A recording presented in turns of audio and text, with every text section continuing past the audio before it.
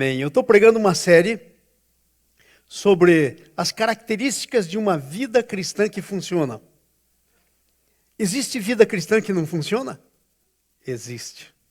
Há muito cristão que a sua vida não está funcionando. E não é por causa da parte de Deus.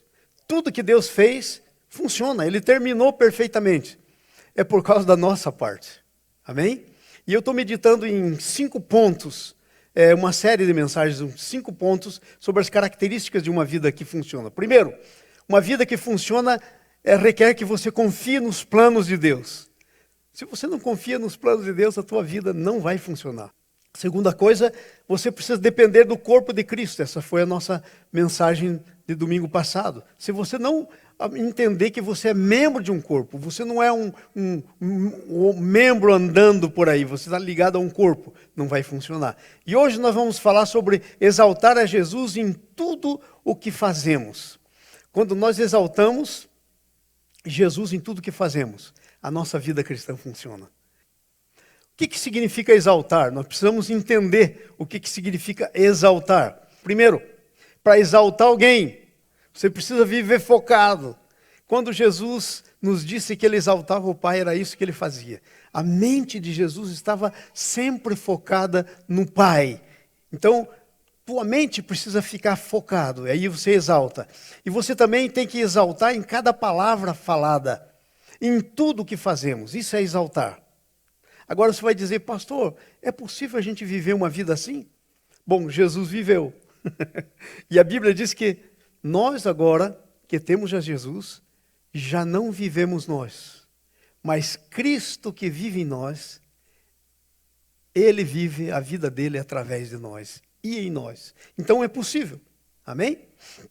E a primeira coisa que eu quero ver sobre exaltar Jesus em tudo que fazemos é olhar o padrão de Deus na Bíblia. E qual que é o padrão? O padrão é Deus, é a palavra de Deus. Como é que Deus exaltou Jesus sobre todas as coisas? Vocês sabiam que o Pai exaltou Jesus sobre todas as coisas? E esse é um padrão para nós, para exaltarmos a Jesus sobre todas as coisas. Filipenses capítulo 2, versículo 9 até o 11. Diz assim: pelo que também Deus o exaltou sobremaneira, e lhe deu um nome que está acima de todo nome, para que ao nome de Jesus se dobre todo o joelho no céu, na terra e debaixo da terra, e toda língua confesse que Jesus Cristo é o Senhor, para a glória do Pai. Primeira coisa, quando Deus exalta alguém, Ele está glorificando essa pessoa. Quando você exalta alguém, quando você exalta Jesus, você está glorificando a Jesus. É isso que disse que o Pai fez com Jesus. O Pai o exaltou e o Pai o glorificou. Ok? Então a primeira coisa que diz a palavra que Deus fez, no versículo 9, Deus deu a Jesus um nome acima de todo nome. Versículo 9, pelo que também Deus exaltou sobremaneira e lhe deu um nome que está acima de todo nome.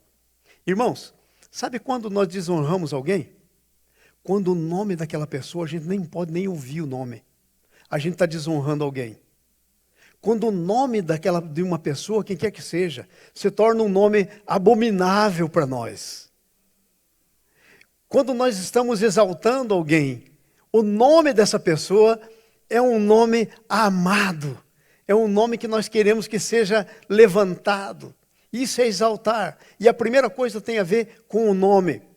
O engraçado é que nos 10 mandamentos, não sei se você sabia disso, mas os 10 mandamentos lá no Êxodo, é como amar a Deus sobre todas as coisas e como amar o próximo com a si mesmo. Nos 10 mandamentos, os primeiros 4 nos mostram como amar a Deus sobre todas as coisas.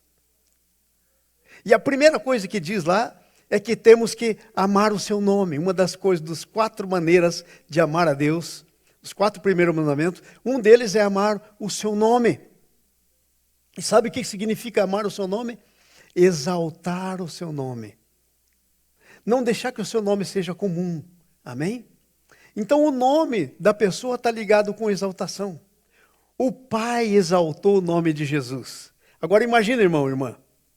Se o Pai exaltou o nome de Jesus, como é que nós não vamos exaltar o nome de Jesus? Como é que nós não vamos dar um nome para Jesus acima de todo nome?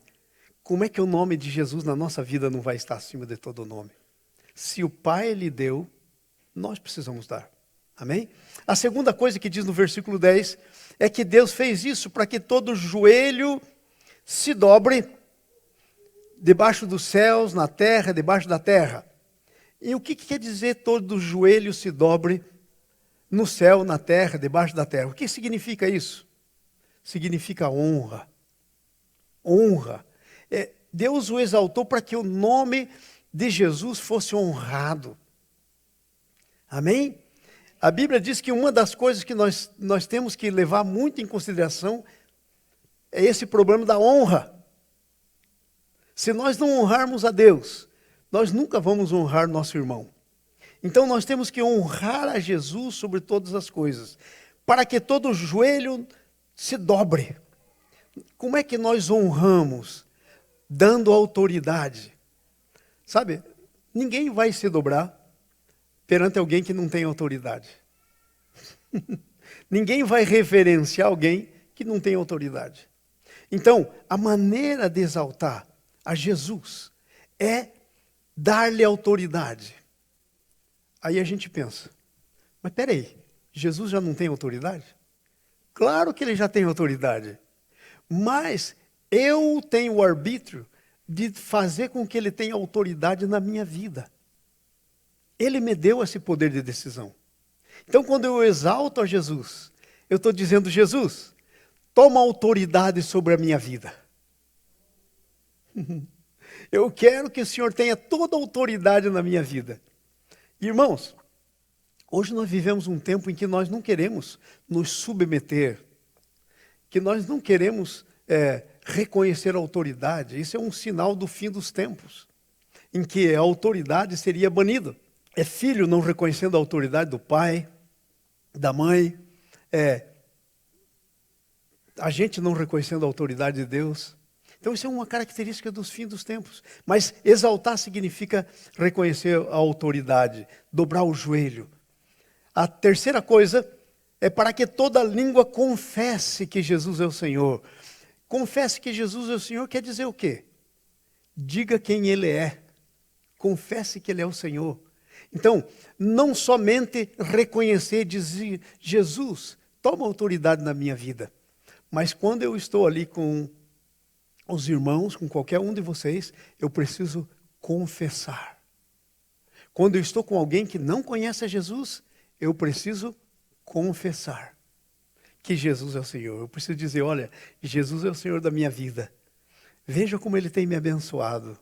Olha o que Ele tem feito por mim. Eu confesso o nome dEle. Quanto nós temos confessado o nome de Jesus perante as pessoas que nós não conhecemos? Às vezes muito pouco. Mas toda língua deve confessar. O Pai confessou Jesus.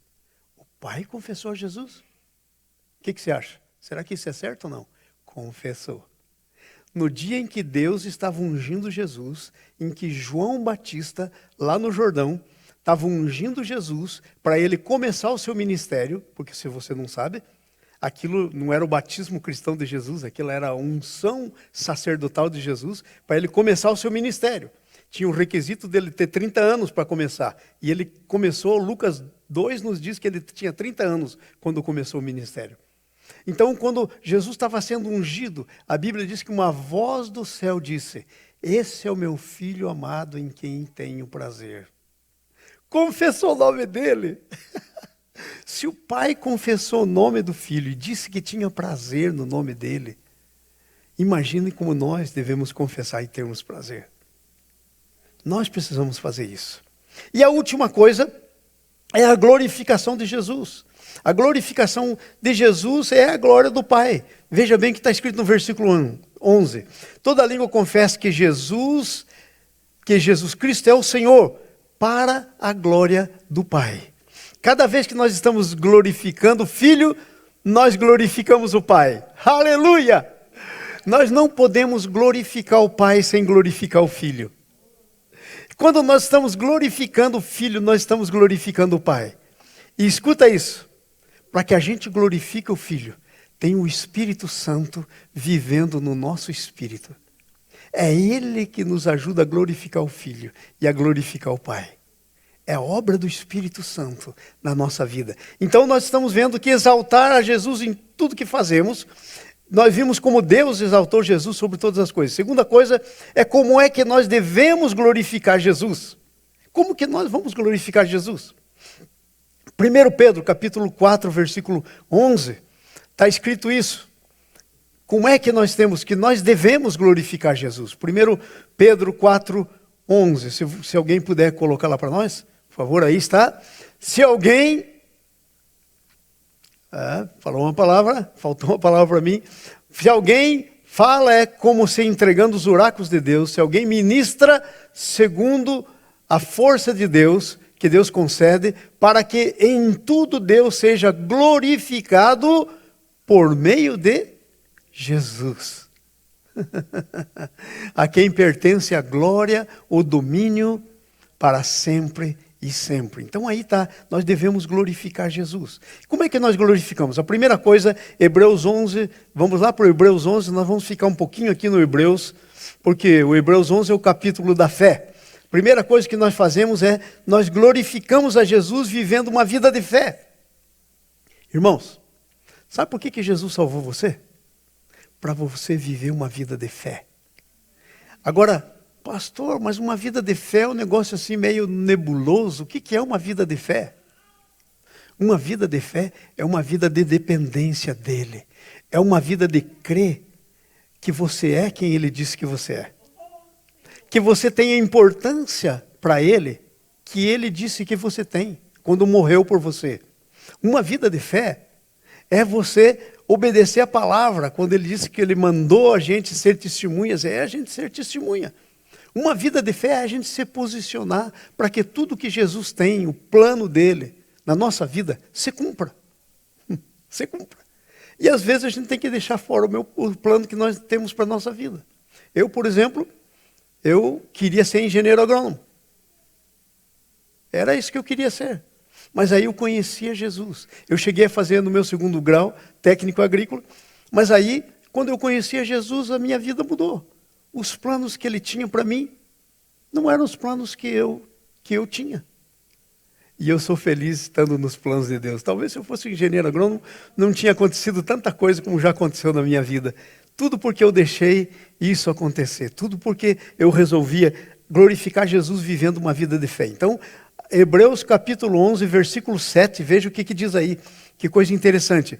Pela fé, Noé, divinamente instruído acerca dos acontecimentos que ainda não se viam, sendo temente a Deus, aparelhou uma arca para a salvação. Pela fé, o que ele fez? O que ele fez? Ele foi obediente. Deus disse a Noé, vou mandar um grande dilúvio. Olha, quem podia saber o que era dilúvio naquele tempo? Ninguém. Você vai fazer uma arca. Uma arca? Ninguém conhecia navio naquele tempo. Aqui estão as medidas, tanto de comprido, tanto de largura. Você vai fazer assim. Aqui está o plano de construção. Você vai calafetar com betume. Ali tinha muito betume, poço de petróleo, né? Então você vai calafetar com betume. E aí então, quando eu te disser, você vai entrar. E a Bíblia diz que por mais de 100 anos Noé foi construindo aquela arca e pregando. A obediência. Vocês sabem um sinônimo da palavra fé? Obediência. Receber para si aquilo que Deus está dizendo. Fé é obediência. Então, nós glorificamos a Jesus vivendo uma vida de fé. Veja o versículo 8, que é o que está em seguida. Diz assim, pela fé, Abraão, quando chamado, obedeceu. A fim de ir para um lugar que deveria receber por herança, partiu sem saber para onde ia. Haja fé. Ei, sai daqui, eu vou mostrar para o teu lugar. Vai andando nessa direção. Mas quem de nós sairia andando nessa direção? Possivelmente nós iríamos perguntar, mas peraí, me dá direito esse GPS aí, marca aqui porque eu quero pôr aqui, eu quero saber onde eu vou. Mas fé é você entender que Deus tem o melhor para você. E veja, O Noé saiu, aliás, o Abraão saiu para uma terra que deveria ser herança dele. Às vezes, porque nós não saímos andando pela fé, nós não conquistamos a nossa herança. Nós queremos saber tanto antes de obedecer. Nós devemos obedecer e aí nós vemos as consequências. Mas às vezes nós queremos ver as coisas antes de obedecer. Daí, para que você precisa da fé? Se você vê antes.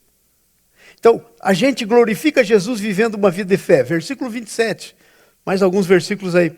Pela fé, está falando aqui de Moisés. Pela fé, Moisés abandonou o Egito, não ficando amedrontado com a cólera do rei. Antes permaneceu firme como aquele que vê o invisível. Pela fé, ele não temeu a ira do rei. E ora, aquele rei podia matá-lo. Mas deixa eu te dizer uma coisa. Ele poderia querer matar Moisés, mas ele não ia poder. Porque uma coisa é querer, outra coisa é poder. Sabia que você não pode morrer antes da hora que Deus tem preparado para você, a menos que você queira morrer antes? Mas pastor, quem vai querer? Ora, tem gente que quer. Já ouviram falar daquele profetão de Deus, homem tremendo, chamado Elias? Elias lidou lá com os profetas de Baal e chegou um tempo que sabe o que o Elias fez? A Jezabel, depois que ele matou todos os profetas de Baal, disse: vou matar você como você fez com os profetas. E aí o Elias disse: ai, vou morrer. E pediu a Deus para morrer. Foi para o deserto, sentou debaixo de uma árvore. E sabe, Deus tinha ainda projeto para a vida dele. Aí Deus disse: bom, se você quer desistir, ok, eu te dou essa liberdade. Mas antes de desistir, os meus planos não vão ser frustrados por causa de você. Você vai achar um camarada chamado Eliseu. Eu vou substituir você por ele. O que eu queria fazer pela tua mão, eu vou fazer pela de Eliseu. Entenderam isso? Vocês entenderam? Nós não podemos desistir.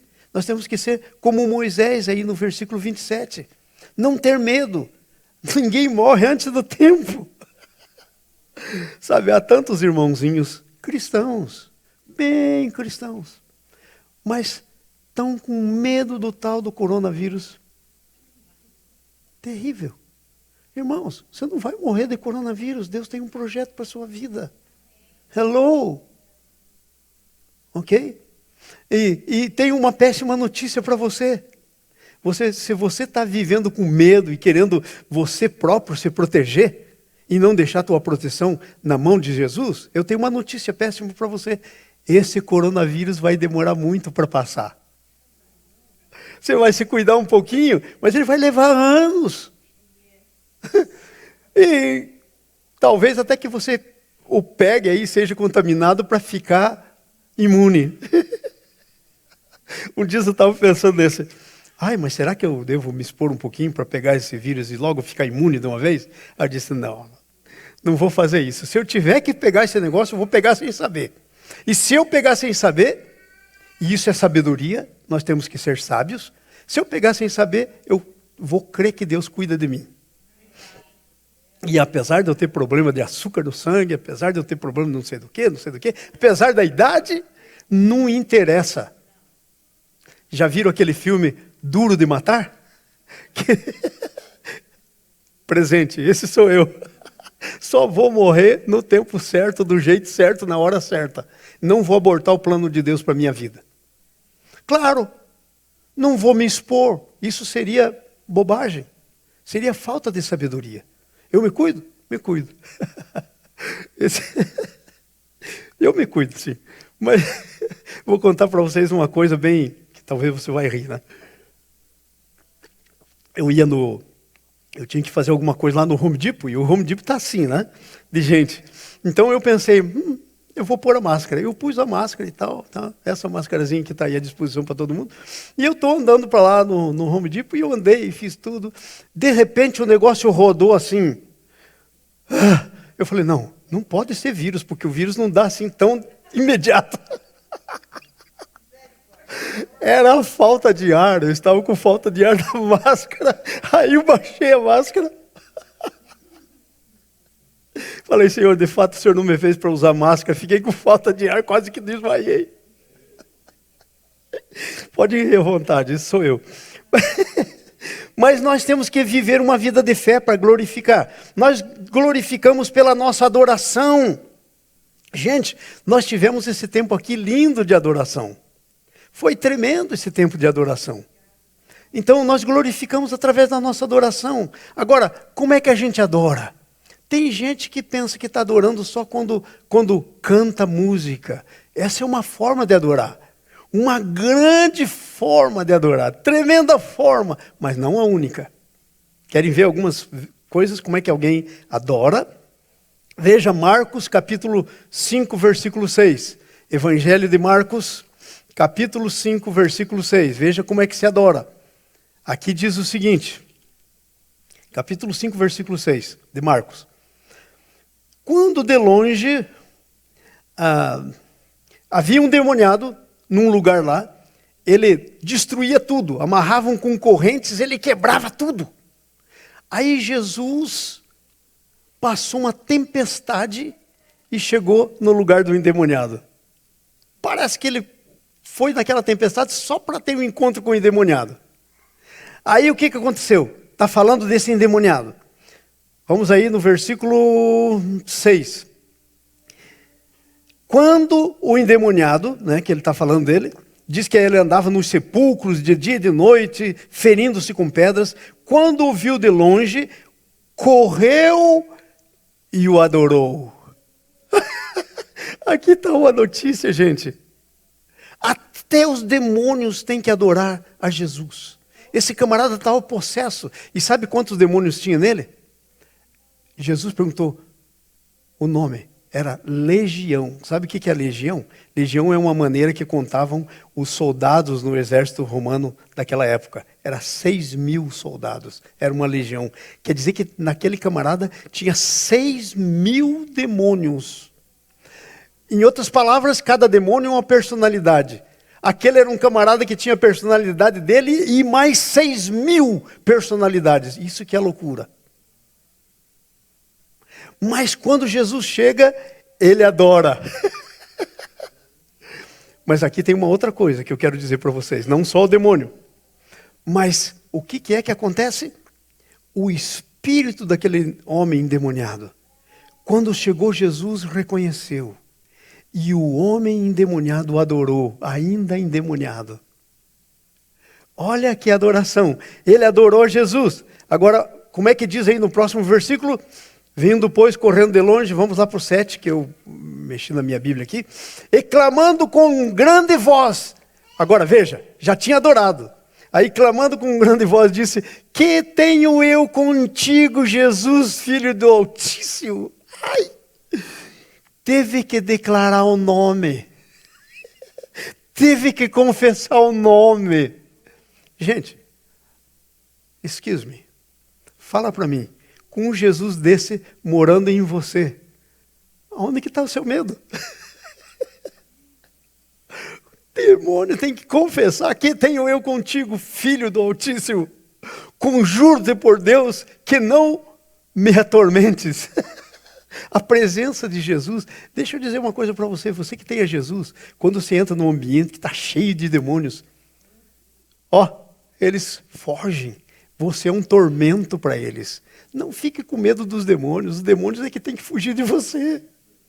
Olha aí, porque é o mesmo Jesus, sabe, esse Jesus aí é o mesmo que vive em você. Tremendo. Glorificamos com a nossa adoração, tudo tem que adorar, todo nome, todo joelho, na terra, embaixo da terra, no céu, tem que se dobrar. Lembra do texto que nós lemos em Filipenses 2? Tudo tem que se dobrar. Até esse demônio, está aqui. Então, adorando. Mateus capítulo 9, versículo 18. Vamos lá para o Mateus 9, 18. Cadê o meu Mateus? Está por aqui. Olha aí, Mateus 9, 18 aí na nossa tela, ok? Deixa eu achar aqui porque nossa tela está atrás de alguma coisa lá que não me deixa ler completamente. 9, 18, diz assim, veja, enquanto, capítulo 9, Mateus, é isso, Mateus 9, 18. Mateus 9,18. Enquanto essas coisas lhe dizia, eis que um chefe, aproximando-se, o adorou. Sabe como é que funciona? Do jeito que está nesse versículo. Veja. Enquanto dizia essas coisas, eis que um chefe, aproximando-se, o adorou, e aí fez o pedido dele. O adorou e disse, minha filha faleceu agora mesmo, mas vem, impõe a mão sobre ela e ela viverá. Adoração ressuscita morto. Está escrito aqui. O homem disse, minha filha acabou de morrer. Mas primeiro ele adorou. Como é que nós devemos glorificar Jesus? Adorando até na morte. Porque ainda que a gente morra, a gente viverá, se não ressuscitar fisicamente. Amém? Aleluia! Que tremendo é esse. Não sei se vocês estão gostando disso, mas eu estou amando. 9:18, capítulo 15, versículo 25. Aí do Mateus ainda, né? Mateus 15, 25. Olha que coisa mais tremenda que está escrito aí. Mateus 15, 25, onde é que está? Está aqui. Ele veio, porém, e o adorou, dizendo, socorre-me. Então ele respondeu, diz, ela vindo, era uma mulher que tinha uma filha que estava tremendamente endemoniada. Endemoniada.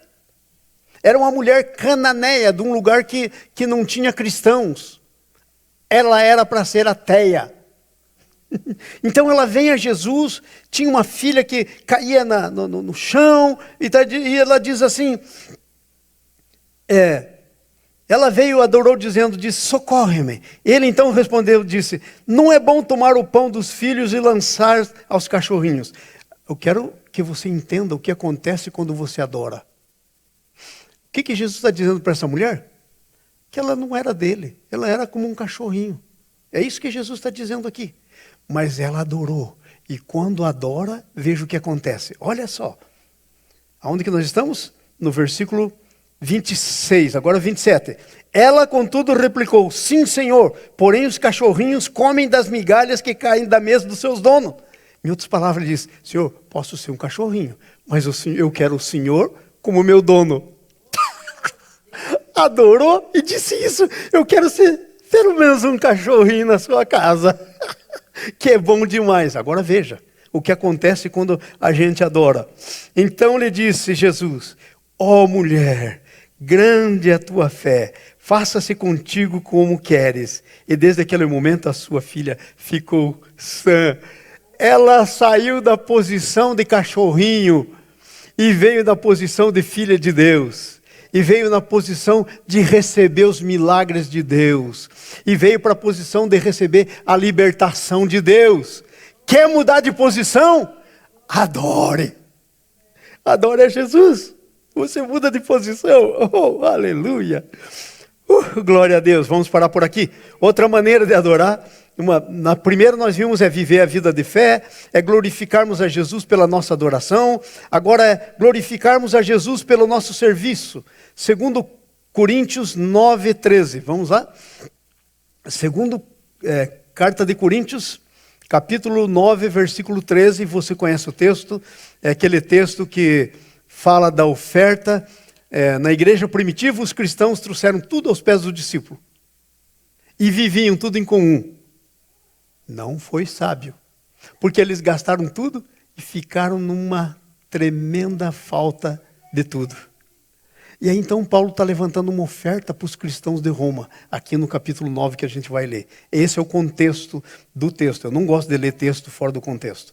Vamos lá? Então diz assim, visto como na prova desta ministração glorificam a Deus pela obediência da vossa confissão quanto ao Evangelho de Cristo e pela liberalidade com que contribuístes para eles e para todos.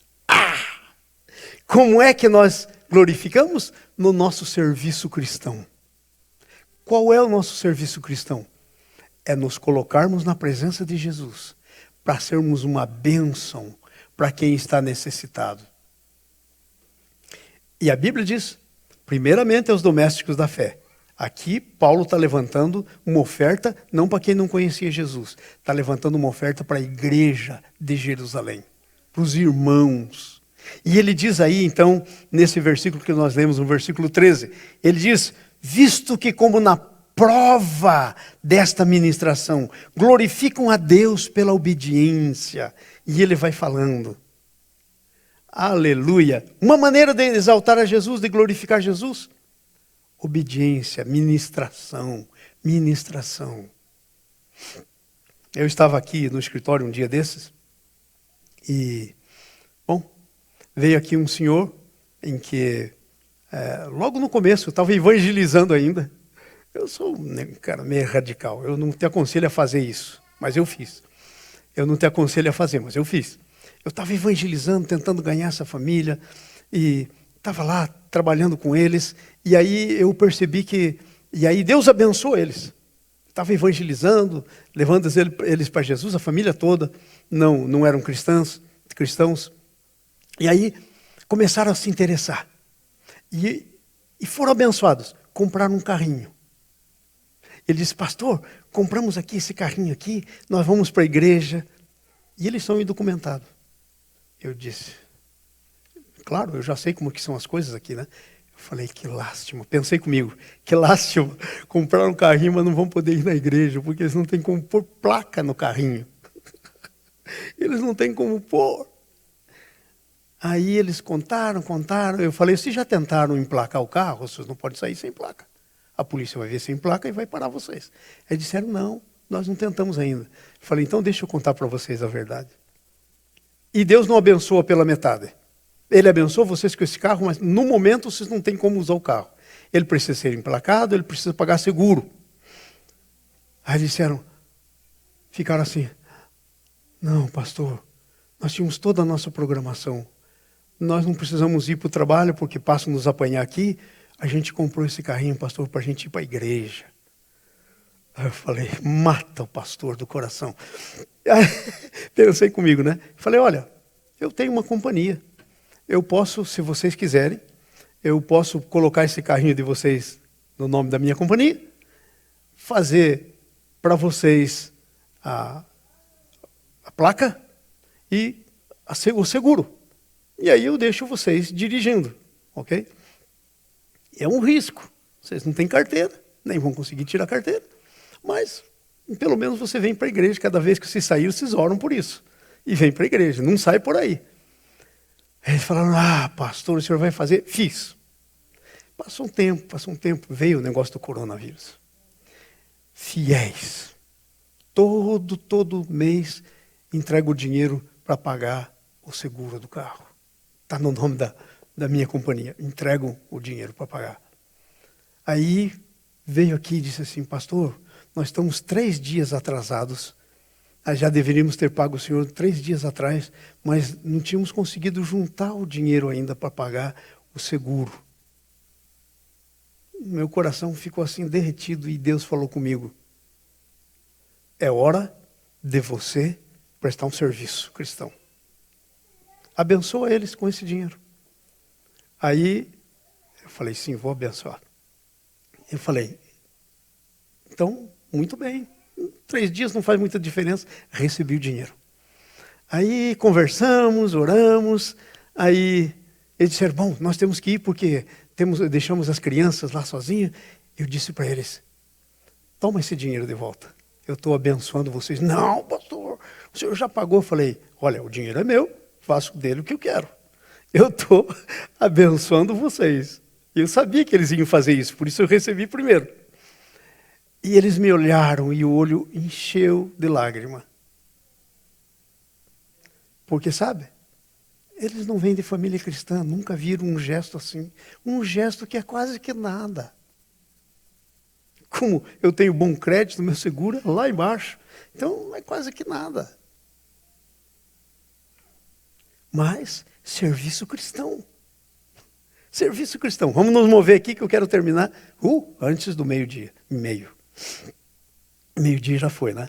Então, bom testemunho. Primeiro, nós glorificamos vivendo uma vida de fé. Segundo, pela nossa adoração. Terceiro, pelo nosso serviço. Quarto, bom testemunho perante os homens. 1 Pedro, capítulo 2, versículo 12. Amados, nós temos que ter bom testemunho perante os homens. E como é que a gente tem bom testemunho perante os homens? Ixi, eu podia gastar aqui um tempão, mas eu não quero gastar um tempão, eu quero dar uma linha de pensamento para vocês, porque vocês são inteligentes, Deus fez vocês inteligentes, e não só isso, Deus deu para vocês uma mente, a mente de Cristo. Então, 1 Pedro 2,12 diz assim, eu vou dizer uma coisa e aí vocês podem pensar mais nisso, ok? 2,12. 1 Pedro, capítulo 2, versículo 12. Mantendo exemplar o vosso procedimento no meio dos gentios, para que naquilo que falam contra vós, como de malfeitores, observando as vossas boas obras, glorifiquem a Deus no dia da sua visitação. Ha! O bom testemunho é que faz com que as pessoas glorifiquem a Deus. Nosso bom testemunho. Irmãos, bom testemunho é uma coisa relacionada com o nosso conviver diário. Da minha vivência com vocês, da de vocês comigo, de vocês uns com os outros. E sabe como é que a Bíblia diz que tem que ser esse bom testemunho? A Bíblia diz que nós temos que tratar uns aos outros com ternos afetos de misericórdia. Deus não está interessado em fidelidade sem misericórdia.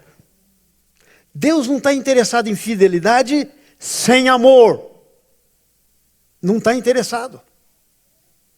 Fidelidade sem misericórdia e sem amor é sacrifício. A Bíblia diz que é muito melhor obedecer do que sacrificar. O profeta disse isso para o rei Saul, o profeta Samuel. É muito melhor obedecer do que sacrificar. Então, a obediência da gente nos relacionamentos, ter relacionamento de amor, de misericórdia. Gente, eu não estou terminado.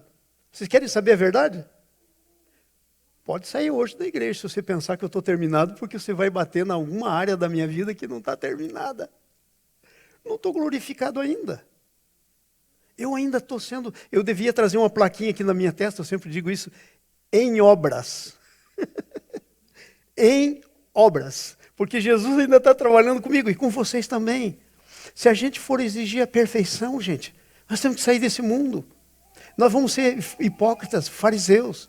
Então nós temos que, no nosso bom testemunho para com os homens, é a misericórdia que tem que ir na frente. É o amor que tem que ir na frente. Isso nos dá o bom testemunho. Ok? Ok. Amém. Glória a Deus. Glória a Deus. E a última coisa, nas ofertas pacíficas ao Senhor, é uma gratidão espontânea. Só tem um tipo de oferta no Velho Testamento que não era obrigatório. Eram as ofertas pacíficas. Sabe como é que funcionavam essas ofertas? Quando Deus fazia alguma coisa na vida de alguém, que a pessoa ficava muito contente, como gratidão ela levava uma oferta pacífica. Não estava escrito na Bíblia que ela tinha que fazer obrigatoriamente aquela oferta. Era uma consequência. Gente, isso está desaparecendo nos nossos dias. Eu, quando logo que me converti, tinha um costume na igreja, eu vi muita gente isso fazendo isso. Era dia do seu aniversário. O que a gente faz no dia do aniversário? A gente quer receber presente. Igual sanguessuga. Igual a sanguessuga do Provérbios. Dá o nome de uma e dá o nome da outra. A gente quer receber. Sabe o que eu vi a gente fazendo na igreja? Lá no passado, quando tinha o seu aniversário, trazia uma oferta. Eu vi isso. Oferta, essa era o tipo da oferta pacífica. Era a gratidão por tudo que Jesus tinha feito na vida. No dia do seu aniversário não estava interessado em dar, não estava interessado em receber, estava interessado em dar uma oferta de gratidão ao Senhor por o ano que cuidou e tudo. Veja que estilo de vida diferente. Está desaparecendo nos nossos dias, mas em nome de Jesus não vai desaparecer aqui da nossa igreja, amém? E vamos terminar, eu quero terminar com os resultados de exaltar Jesus. Eu gosto muito de ser didático. Estamos estudando características de uma vida cristã que funciona. Terceira característica, exaltar Jesus em tudo. Vimos como é que Deus exaltou Jesus. Vimos como nós devemos glorificar a Jesus. E agora vamos ver os resultados de glorificar. Primeiro, Marcos 10, 28 a 30. Agora, diga comigo, resultado. Não, gente, isso é importante, todo mundo levanta a voz. Não é pecado falar alto na igreja. Diga resultado. Certo. É uma consequência de algo que você fez. Resultado. Ok? Então, olha só. Jesus estava falando sobre os ricos nesse texto. Que era mais difícil um rico passar por fundo de uma agulha do que um camelo passar por fundo de uma agulha, do que um rico entrar no céu. E aí, por quê? Porque eles amavam o dinheiro. Não tinha... E aí Pedro diz, mas espera aí, e nós que deixamos tudo e te seguimos? Porque um rico aí não quis deixar tudo e seguir Jesus. Pedro começou a dizer-lhes, eis que nós deixamos tudo e te seguimos. Vai para frente, 29. Respondendo Jesus lhes disse, em verdade vos digo que ninguém há que tenha deixado casa, irmãos, irmãs, mãe, pai, mãe, filhos, campos, por amor de mim e do evangelho. Era isso que os discípulos tinham feito. Vai para o próximo. Que não receba 100 vezes tanto, diga comigo, 100 vezes. Gente, 100 vezes é um monte. Multiplique 100 vezes por 500. Dá um monte. Então, não receba 100 vezes. Agora, presta atenção. Lá no céu, né? Nós, os cristãos boboca, pensamos que Deus joga tudo para o céu. Nem tudo. Algumas coisas Ele quer aqui na terra. Veja o que diz aí. Já neste tempo. Diga comigo. Já neste tempo. Agora. Porque Deus quer mostrar a glória dele na tua vida agora. Entendeu, Alexandre? Deus quer mostrar a glória dele na tua vida agora. 100 vezes nesse tempo. Em casas, em irmãos, em irmãs, em mães, em filhos, em campos, com perseguição e no mundo vindouro a vida eterna. E aí põe uma coroa na sua cabeça e te dá a vida eterna. Mas começa aqui agora. Esse é um resultado. Vamos para o segundo resultado. Mateus capítulo 26, versículo 6 a 13. Essa história de que Jesus estava em Betânia, na casa de Simão, o leproso, e vem a irmãzinha dele e faz o quê? Quebra um cântaro e unge os pés de Jesus. E aí os discípulos ficaram furiosos, falaram, mas que desperdício, gente. A gente podia ter vendido e dado aos pobres. Vai para frente aí. 26, 7. Aproximou-se uma mulher que trazia um vaso de alabastro, cheio de bálsamo precioso, derramou sobre a cabeça de Jesus, estando ele reclinado à mesa. Próximo. Quando os discípulos viram isso, indignaram-se e disseram, para que esse desperdício? Gente, nada do que você faz para Jesus é desperdício, mas os bobocas aí pensaram. Pois esse bálsamo podia ser vendido por muito dinheiro e se daria aos pobres. Isso era a atitude do Judas, era o Judas que dizia esse tipo de coisa. Mas os outros também disseram. Jesus, porém, percebendo isso, lhes disse, por que molestais essa mulher? Ela praticou uma boa ação comigo. Deixa eu contar para vocês. Naquele tempo, era Middle East, meio oeste, Jerusalém. Calor de matar.